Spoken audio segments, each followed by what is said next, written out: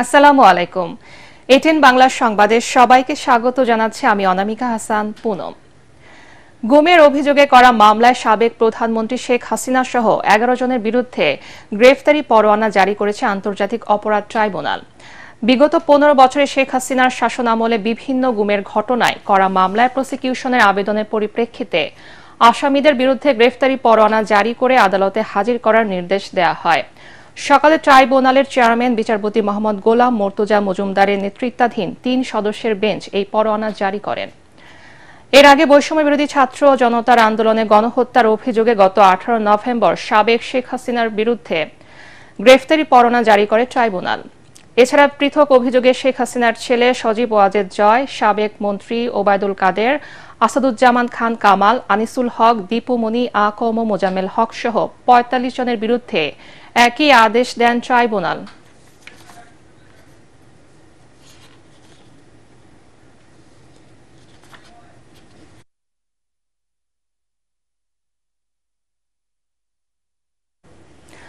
দর্শক, এই মুহূর্তে আন্তর্জাতিক অপরাধ ট্রাইব্যুনালে আছেন আমাদের সহকর্মী হুমায়ুন চিশতি।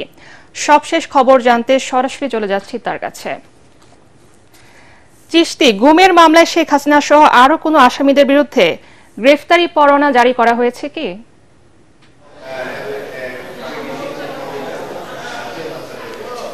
ধন্যবাদ পুনম।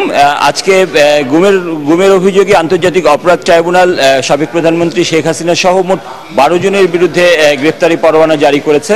আপনারা জানেন যে এর আগে সাবেক সেনা কর্মকর্তা জিয়াউল আহসান তিনি গ্রেফতার আছেন। এজন্য মোট 11 জনের বিরুদ্ধে মূলত গ্রেফতারি পরোয়ানা জারি করা হয়েছে এবং তাদেরকে গ্রেফতার করে আন্তর্জাতিক অপরাধ ট্রাইব্যুনালে হাজিরের জন্য নির্দেশ দিয়েছেন আদালত। এবং কিছুক্ষণ আগে এই বিষয়ে কথা বলছিলেন ট্রাইব্যুনালের চিফ প্রসিকিউটর তাজুল ইসলাম এবং তিনি আমাদেরকে জানালেন যে এই পর্যন্ত গুমের অভিযোগে যতগুলো অভিযোগ দায়ের হয়েছে আন্তর্জাতিক অপরাধ ট্রাইব্যুনালে সবগুলো অভিযোগকে একটি মামলা হিসেবে নিয়ে এই আবেদনটি করা হয়েছিল গ্রেফতারি পরোয়ানা জারির, এবং আবেদনের শুনানি শেষে ট্রাইব্যুনাল গ্রেফতারি পরোয়ানা জারির আদেশ দেন। এবং তিনি আমাদেরকে জানিয়েছেন যে এই যে মূল ভবনে আগামীকাল প্রধান বিচারপতি রেফাত আহমেদ উনি উদ্বোধন করবেন এবং তারপরেই এখানে বিচার কাজ শুরু হবে। এবং তিনি বলছেন যে তারা আশা করছেন যে 2025 সাল অর্থাৎ এই বছরের মধ্যেই তারা চেষ্টা করবেন যে বড় বড় যারা আসামি আছেন, বিশেষত নেতৃত্বের দায় যাদের উপরে আছে তাদের মামলাগুলো শেষ করার। তিনি আমাদেরকে জানিয়েছেন যে তাদের চেষ্টা থাকবে, তবে আদালতের যেহেতু তাদের নিজস্ব গতিতে চলে এখানে কোনো রকম হস্তক্ষেপ করার কোনো সুযোগ নেই, তবে তারা এটি শেষ করতে বিন্দু মাত্র সময় নষ্ট করতে চান না। এবং তারা আমাদেরকে জানিয়েছেন যে এই যে গুমের যে মামলাগুলো আছে এই মামলায় যদি কোথাও কেউ গ্রেপ্তার থাকেন তাদেরকেও এই মামলায় শোন অ্যারেস্ট দেখানো হবে। পুনম, চিশতি, আপনাকে ধন্যবাদ। স্বরাষ্ট্র উপদেষ্টা জাহাঙ্গীর আলম চৌধুরী বলেছেন, পাসপোর্ট করার ক্ষেত্রে হয়রানি এড়াতে পুলিশ ভেরিফিকেশন উঠিয়ে দেওয়ার কথা ভাবছে সরকার। তিনি বলেন, চলতি বছরের মধ্যে 100% ই পাসপোর্ট হবে। তবে রোহিঙ্গাদের পাসপোর্ট নেয়া ঠেকানোর জন্য পাসপোর্টে এখনই বাতিল হচ্ছে না পুলিশ ভেরিফিকেশন। সকালে রাজধানীর আগারগাঁওয়ের পাসপোর্ট অধিদপ্তরে পরিদর্শন শেষে গণমাধ্যমের কাছে কথা বলেন তিনি। এ সময় উপদেষ্টা বলেন, জাতীয় পরিচয়পত্রের মাধ্যমে পাসপোর্টের ভেরিফিকেশনের কাজ করা গেলে পুলিশ ভেরিফিকেশনের নিয়ম তুলে দেয়া হবে। এই ব্যাপারে পুলিশ কমিশন কাজ করছে। চলতি বছরের মধ্যে সবার জন্য ই পাসপোর্ট করে যেতে চায় অন্তর্বর্তীকালীন সরকার। নিরাপরাধ ব্যক্তির নামে মামলা দিয়ে হয়রানি করলে বাদীর বিরুদ্ধে আইনি ব্যবস্থা নেওয়ার হুঁশিয়ারি দিয়েছে ঢাকা মেট্রোপলিটন পুলিশ ডিএমপি। তদন্তে অপরাধ প্রমাণিত হলে আসামি গ্রেফতার করা হচ্ছে বলে জানিয়েছেন ডিএমপির ডিসি মিডিয়া। ইচ্ছে মতো গণমামলায় গণ আসামি করার ঘটনা টক অব দ্য কান্ট্রিতে পরিণত হয়েছে।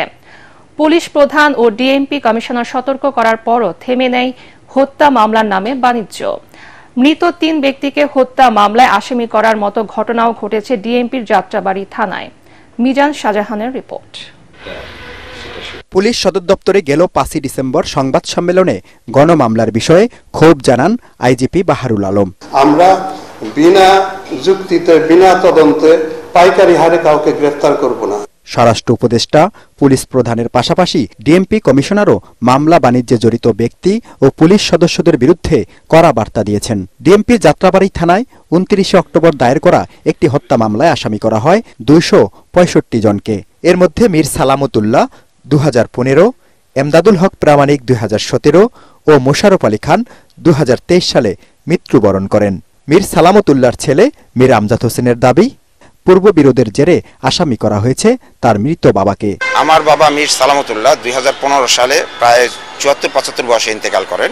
হঠাৎ করে আমরা এখন জানতে পারি যাত্রাবাড়ী থানায় 2024 সালের মামলা হয়েছে তার বিরুদ্ধে। মৃত ব্যক্তির নামে কিভাবে মামলা হলো এটা আমরা ঠিক বোধগম্য নয়। এই মামলায় আরও 16 জনকে আসামি করা হয়েছে, যারা মামলা দায়েরের আগ পর্যন্ত অন্তত 1 বছর যাত্রাবাড়ী এলাকায় যাননি। প্রমিনেন্ট হাউজিং এর মালিকানার দ্বন্দ্বের কারণে এই মামলায় আমাকে হয়রানিমূলক মামলা দেওয়া হয়েছে। আমি 5 আগস্ট অবস্থান করি আদাবর মোহাম্মদপুর থানায়। আমরা কখনো যাত্রাবাড়ি আমাদের ব্যবসা বাণিজ্য নেই, ওখানে আমরা যাইও না। এই মিথ্যা মামলা দিয়ে সাধারণ মানুষকে যারা হয়রানি করতেছে বা করছে তাদেরকে খুঁজে খুঁজে বের করে তদন্ত করে তাদেরকে বের করা হোক এবং তাদেরকে আইনের আওতায় আনা হোক। ডিএমপির ডিসি মিডিয়া মোহাম্মদ তালিবুর রহমান বলেন, তদন্তে অপরাধ প্রমাণিত না হলে আতঙ্কিত হওয়ার কারণ নেই। কোনো ফৌজদারি অপরাধে অভিযুক্ত কারো সংশ্লিষ্টতা যদি পাওয়া যায় তদন্তকালীন সময়ে, যদি তদন্তকর্তা উপযুক্ত কারণ থাকে অবশ্যই গ্রেফতার করতে পারবেন। কিন্তু এই ক্ষেত্রে আমরা যে বিষয়গুলো বলছি, কাউকে হয়রানিমূলক গ্রেফতার করা যাবে না। মামলা নিয়ে কেউ যদি কোনো রকম বাণিজ্য করার চেষ্টা করেন, সেক্ষেত্রে পুলিশ বিষয়গুলোকে নজরে আসলে অবশ্যই প্রয়োজনীয় ব্যবস্থা গ্রহণ করবে।